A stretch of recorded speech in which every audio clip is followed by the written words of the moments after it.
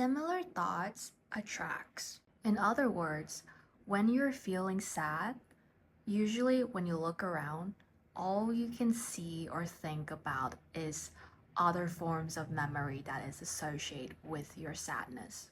And when you're happy, all you can see is more reason to be happy as you look at the world around you.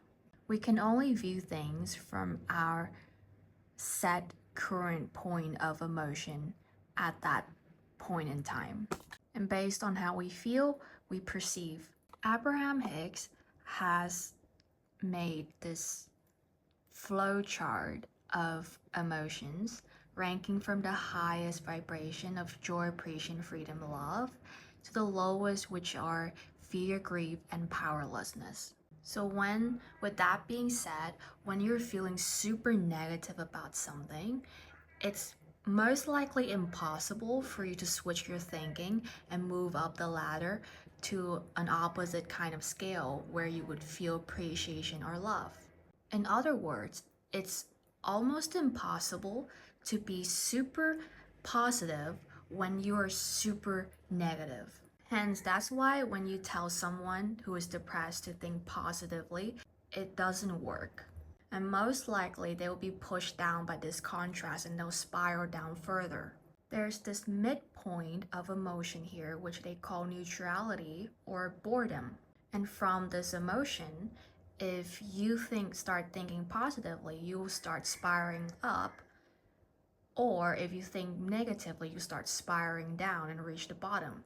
The more you think about something, about a certain subject with a certain emotion, the more it expands into something greater or worse. And so by understanding this principle, the key to feeling better when you're feeling hopeless and depressed is to move it one ladder at a time. From insecure, you would move to jealousy, which is slightly better, and then anger. Why? Because when you're angry, your feelings and energy are vibrating outwards. It's negative, but it's pushing towards other people and circumstance instead of guilt, insecure, which is mainly targeted at yourself. And blame is even better when you take the negativity of yourself and put it onto someone else. The bad thing is most people would stop here with anger, that they're told that you shouldn't feel angry and it's bad to be an angry person. So a depressed person would spiral back into their original state. They keep moving back and forth between depression and anger, unable to move past this stage. If only they allow themselves to express what they're feeling and then move on to the next stage instead of suppressing it and spiral downwards once again. Because there's empowerment in anger. That at least you don't feel like you're useless and you just sit there and do nothing. Anger motivates you to do something. So a helpful exercise for you to try is to examine your thoughts and see where it sits on the emotional scale, especially about a certain subject like relationship or money. For example, the main thoughts you're having daily is I'm useless. Now we could stay here and be a victim in victim mode and we don't want to do anything, because why bother trying if we associate our worth as there's no worth?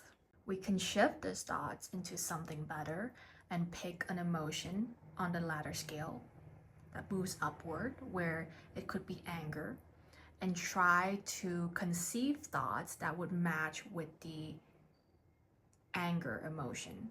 Like, how would an angry person think about that problem that you're having right there? You would shift the blame to someone else instead of blaming yourself. You could blame anyone. You could blame your mother, your father. You could blame society. They didn't teach you the skills necessary, the information necessary for you to learn and become something. They didn't fight for you hard enough. and they gave up on you too early. It might take a few tries for you to actually land here. It isn't linear. You keep moving back and forth, and that's okay. But one thing, when you finally land on the new emotional level, you don't want to stay there, because there's a trap. You could go in and spiral into more thoughts of anger that will lead to, oh, society is corrupt and whatever it is.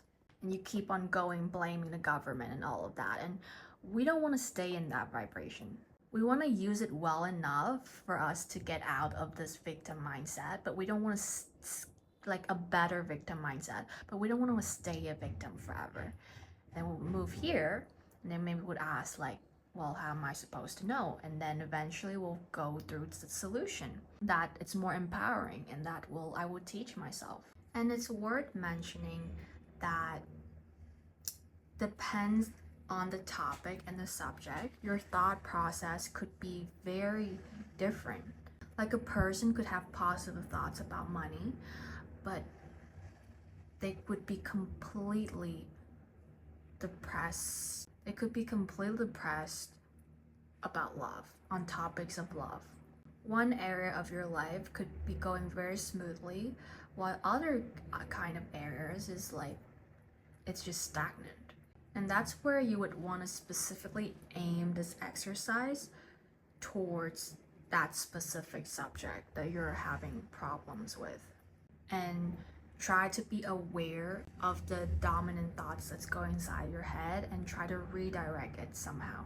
And sometimes very old forms of beliefs that are built on personal experience or through trauma needs to be worked through harder, that you have to recall certain memories and process the emotion that's associated with it, and then release it, knowing that it's not serving you anymore to think in this certain way, and have to reassociate that part of yourself that is blocked to the present you right now, that no longer deal with those circumstances anymore.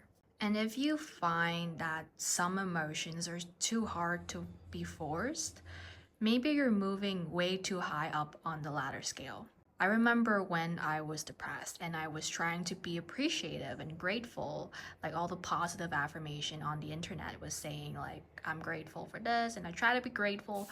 But the more I try to be grateful, the more resentful I become. So you should never force yourself into a state that doesn't feel natural for you. It might as well backfire. Stick with the emotion that's nearest to what you're feeling right now, but just slightly better for some form of relief. Remember, you don't even have to feel good, just slightly better. Mwah. And that's all it is for today's video, and I'll see you in my next one. Bye!